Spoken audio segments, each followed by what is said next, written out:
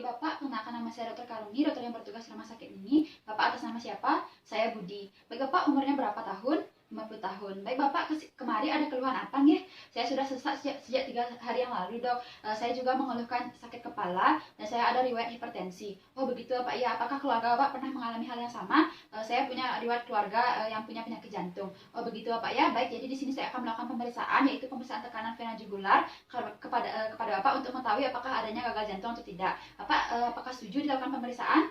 Setuju Dok. Baik, silakan untuk mempersiapkan diri di meja pemeriksaan. Saya akan melakukan tindakan cuci tangan terlebih dahulu.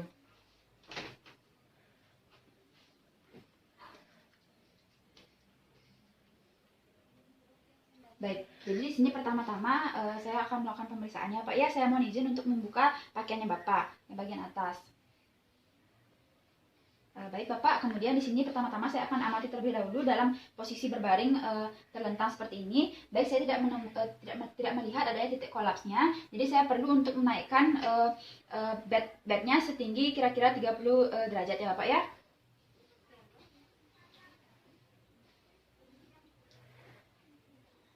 Baik, setelah dinaikkan seperti ini, saya melihat di sini ada titik kolapsnya. Saya akan sedikit menekan untuk mengetahui lebih jelasnya Pak ya.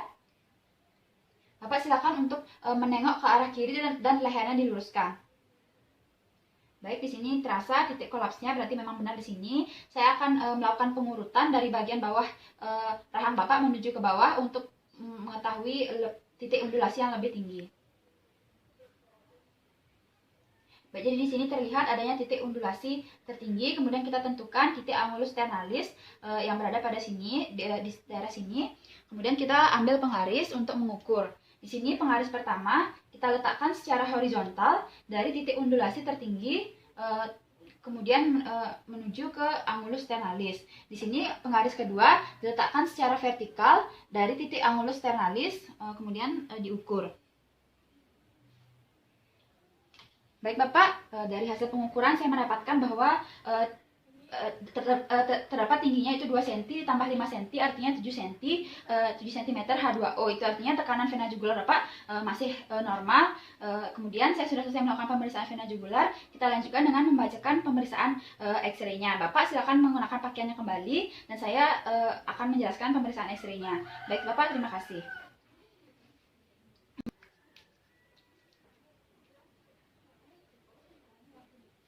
Baik, kemudian saya akan melanjutkan pemeriksaan dengan menilai foto X-ray dari pasien. Baik, pertama-tama di sini kita nilai dari markernya, terlihat ada huruf L atau left yang artinya kiri.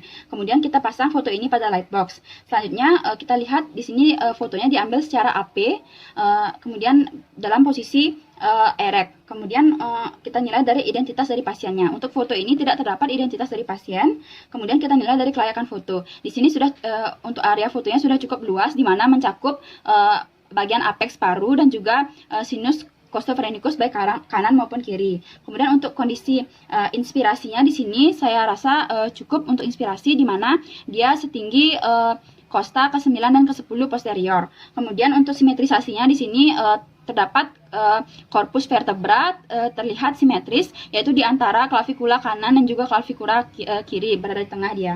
Kemudian untuk kondisi dari sinar X-ray-nya saya rasa sudah cukup baik sehingga terlihat dengan jelas foto X-ray-nya. Kemudian kita nilai dari kelainannya. Di sini pertama-tama dari bentuk jantung. Untuk bentuk jantung saya rasa di sini terjadi sedikit perubahan, di mana bentuknya seperti sepatu boot.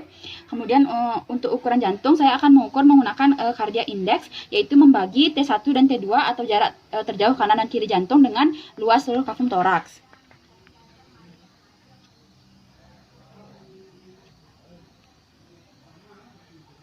Baik, di sini dari perbandingan antara T1 tambah T2 dibagi dengan diameter kafum toraksnya, di sini saya mendapatkan lebih daripada 50%, itu artinya terjadi pembesaran jantung atau kardiomegali pada pasien. Kemudian kita selanjutnya nilai dari pinggang jantung. Di sini terlihat bahwa pinggang jantungnya sedikit melebar dan tidak ramping, itu artinya tidak normal untuk pinggang jantungnya.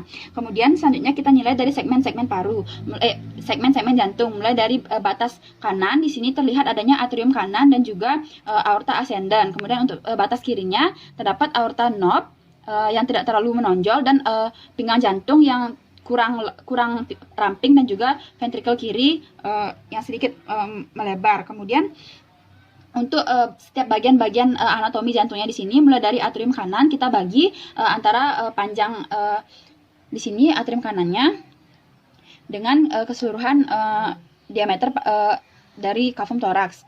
Baik, di sini hasilnya masih di bawah 1/3, itu artinya tidak terjadi pembesaran pada atrium kanan. Kemudian pada atrium kiri, di sini saya tidak melihat adanya double kontur pada batas kanan dari jantung. Kemudian untuk ventrikel kanan, di sini apexnya tidak terangkat, itu artinya tidak terjadi pembesaran terhadap ventrikel kanan. Sedangkan untuk ventrikel kiri, apexnya terlihat terbenam, itu artinya terjadi pembesaran pada ventrikel kiri dari pasien. Kemudian selanjutnya untuk pengukuran aorta dan knob aorta, di sini saya akan menambahkan antara A1 dan A2. Kemudian kita lihat hasilnya. Baik, hasilnya masih di bawah 4 cm, itu artinya tidak terjadi dilatasi dari aorta. Kemudian selanjutnya saya akan menilai dari hilus. Nah, di sini hilus atau arteri dan juga vena pulmonalisnya terlihat normal, di mana bagian kiri lebih tinggi daripada yang bagian kanan. Kemudian untuk RDPA-nya di sini terlihat masih normal, di mana diameternya kurang daripada 17 mm kira-kira. Ini masih normal. Kemudian selanjutnya untuk vaskularisasi paru, di sini saya lihat corak bronkofaskularnya normal, di mana tidak terjadi peningkatan corak dan pelebaran dari pembuluh darah. Di sini juga tidak terjadi penurunan dari corak. Kemudian kita nilai dari parenkim paru. Di sini parunya tidak terdapat perkabutan dari yang saya lihat. Kemudian untuk sudut costophrenikusnya masih runcing, itu artinya juga tidak terjadi efusi pleura, dan tadi juga tidak terjadi edema dari paru. Nah, baik dari kesan atau diagnosis yang saya dapat dari pemeriksaan X-ray ini, yaitu terjadi kardiomegali, khususnya pada pembesaran ventrikel kiri. Baik, sekian pembacaan X-ray dari saya, sekaligus selesai juga dalam pemeriksaan terhadap pasien, dan saya akan membacakan hasil kepada pasien untuk kemudiannya.